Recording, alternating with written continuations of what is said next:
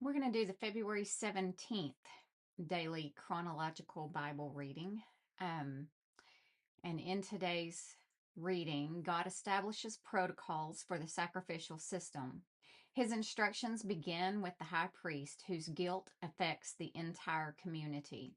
He then continues with the procedures for the whole Israelite community, then Israel's leaders, and finally, the common people. Sin requires a sacrifice. The offerer lays hands on the unblemished animal, symbolizing the transfer of sin from the guilty party to the animal. The slaughter of the animal by the guilty party depicts payment for sin, the penalty of death. The sin offering may never be eaten. It is completely burned. No demographic is ignored. Poor people may offer birds as substitutes instead of larger, more expensive animals. The result is the same. The offerer acknowledges guilt, and the replacement animal dies instead of the guilty person. Certain sins, including the defiling of sacred property, cheating, theft, and fraud, require both a sacrificial offering and restitution. And because broken people sin continually, the fire of the altar must never go out. Procedures for the sin offering. We're going to begin in Leviticus chapter 4, verse 1. Then the Lord said to Moses, "Give the following instructions to the people of Israel. This is how you are to deal with those who sin unintentionally by doing anything that violates one of the Lord's commands.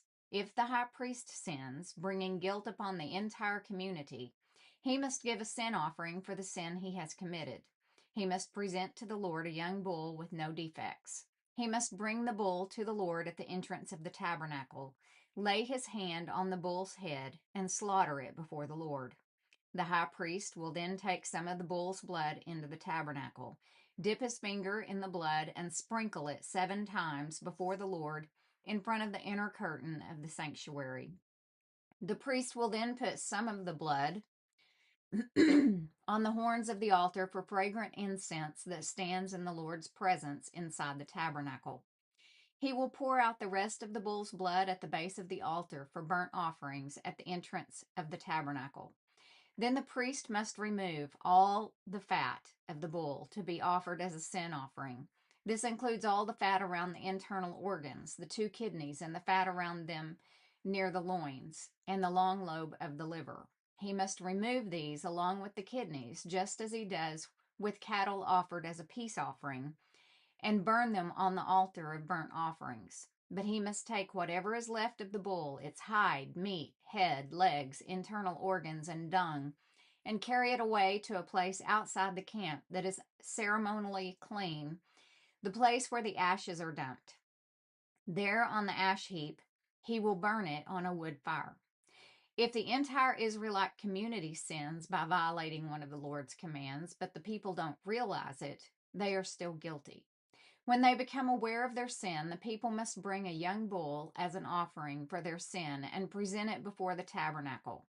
The elders of the community must then lay their hands on the bull's head and slaughter it before the Lord.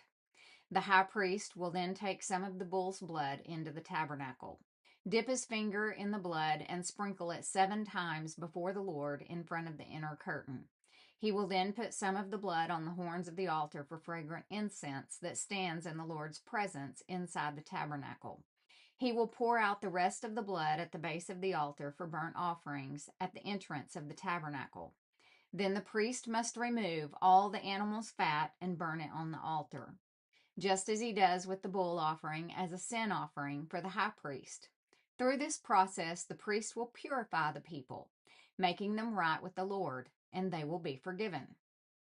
Then the priest must take what is left of the bull and carry it outside the camp and burn it there, just as is done with the sin offering for the high priest. This offering is for the sin of the entire congregation of Israel. If one of Israel's leaders sins by violating one of the commands of the Lord his God but doesn't realize it, he is still guilty. When he becomes aware of his sin, he must bring as his offering a male goat with no defects. He must lay his hand on the goat's head and slaughter it at the place where burnt offerings are slaughtered before the Lord. This is an offering for his sin. Then the priest will dip his finger in the blood of the sin offering and put it on the horns of the altar for burnt offerings. He will pour out the rest of the blood at the base of the altar. Then he must burn all the goat's fat on the altar, just as he does with the peace offering. Through this process, the priest will purify the leader from his sin, making him right with the Lord, and he will be forgiven.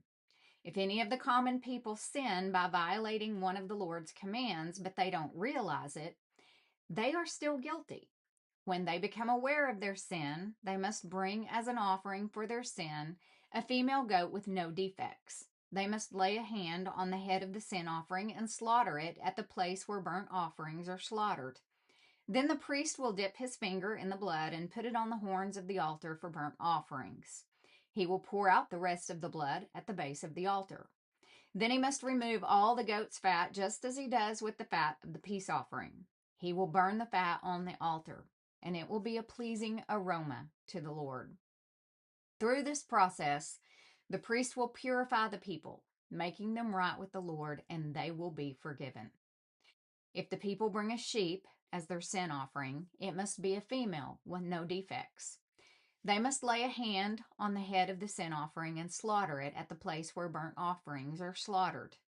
Then the priest will dip his finger in the blood of the sin offering and put it on the horns of the altar for the burnt offerings.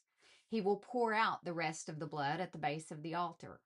Then he must remove all of the sheep's fat, just as he does with the fat of a sheep presented as a peace offering.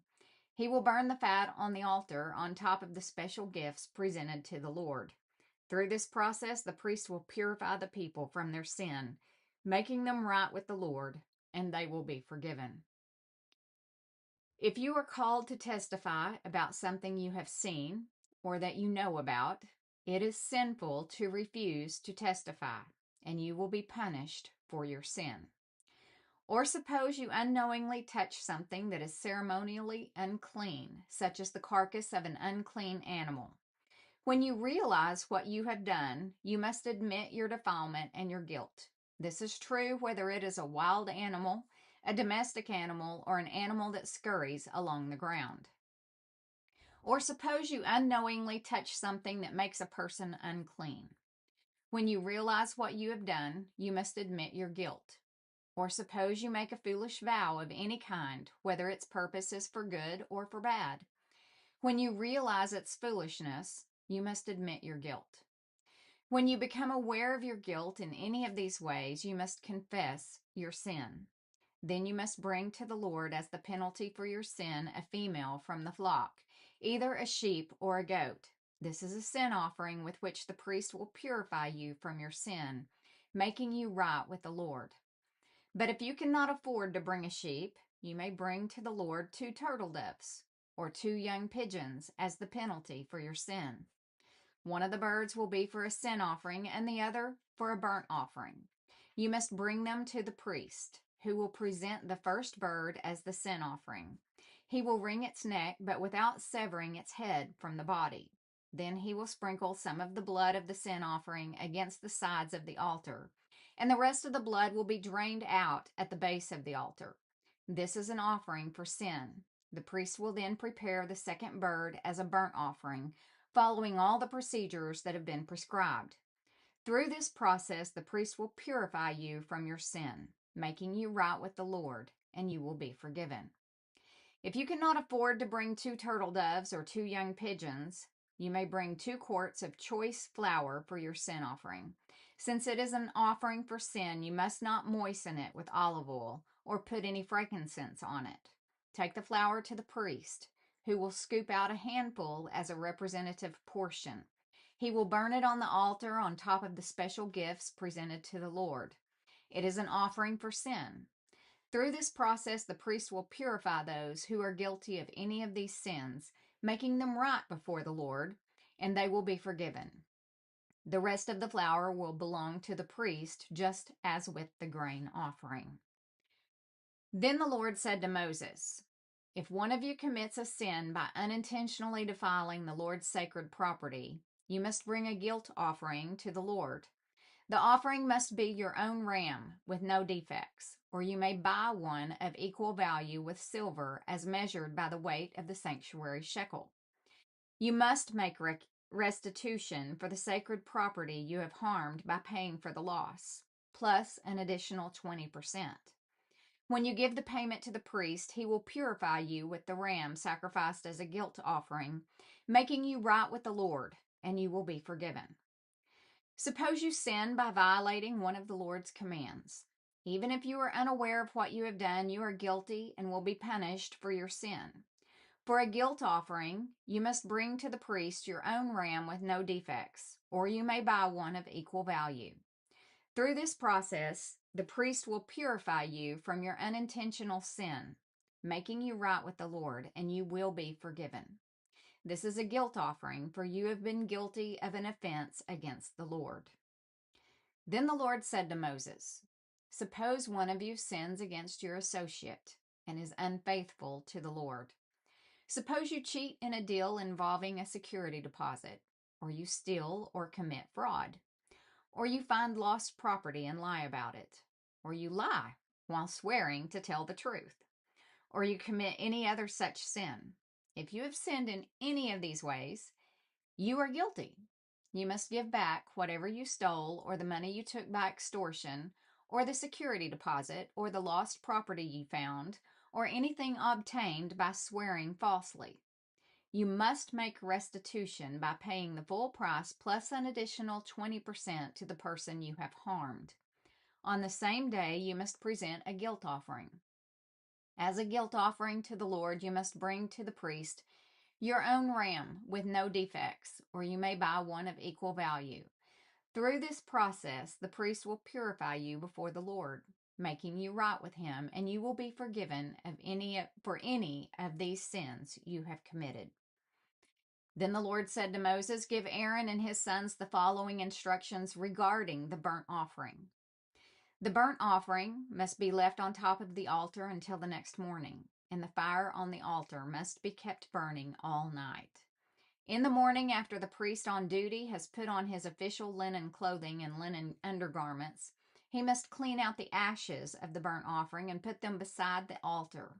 Then he must take off these garments, change back into his regular clothes, and carry the ashes outside the camp to a place that is ceremonially clean.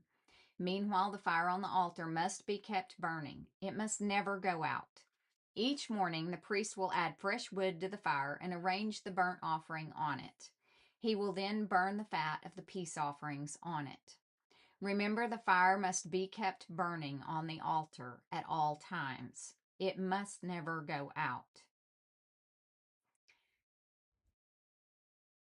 I was just thinking that's a message about the Holy Spirit, isn't it? Allowing the Holy Spirit to burn and shine through us. These are the instructions regarding the grain offering. Aaron's sons must present this offering to the Lord in front of the altar. The priest on duty will take from the grain offering a handful of the choice flour moistened with olive oil, together with all the frankincense. He will burn this representative portion on the altar as a pleasing aroma to the Lord. Aaron and his sons may eat the rest of the flour, but it must be baked without yeast and eaten in a sacred place within the courtyard of the tabernacle. Remember, it must never be prepared with yeast. I have given it to the priest as their share of the special gifts presented to me, like the sin offering and the guilt offering. It is most holy. Any of Aaron's male descendants may eat from the special gifts presented to the Lord. This is their permanent right from generation to generation. Anyone or anything that touches these offerings will become holy. Then the Lord said to Moses, "On the day Aaron and his sons are anointed, they must present to the Lord the standard grain offering of 2 quarts of choice flour, half to be offered in the morning and half to be offered in the evening. It must be carefully mixed with olive oil and cooked on a griddle. Then slice this grain offering and present it as a pleasing aroma to the Lord. In each generation, the high priest who succeeds Aaron must prepare this same offering. It belongs to the Lord and must be burned up completely. This is a permanent law. All such grain offerings of a priest must be burned up entirely. None of it may be eaten. Then the Lord said to Moses, "Give Aaron and his sons the following instructions regarding the sin offering. The animal given as an offering for sin is a most holy offering, and it must be slaughtered in the Lord's presence at the place where the burnt offerings are slaughtered. The priest who offers the sacrifice as a sin offering must eat his portion in a sacred place within the courtyard of the tabernacle. Anyone or anything that touches the sacrificial meat will become holy. If any of the sacrificial blood spatters on a person's clothing, the soiled garment must be washed in a sacred place. If a clay pot is used to boil the sacrificial meat, it must then be broken. If a bronze pot is used, it must be scoured and thoroughly rinsed with water. Any male from a priest's family may eat from this offering. It is most holy. But the offering for sin may not be eaten if its blood was brought into the tabernacle as an offering for purification in the holy place. It must be completely burned with fire." That completes February 17th Daily Bible.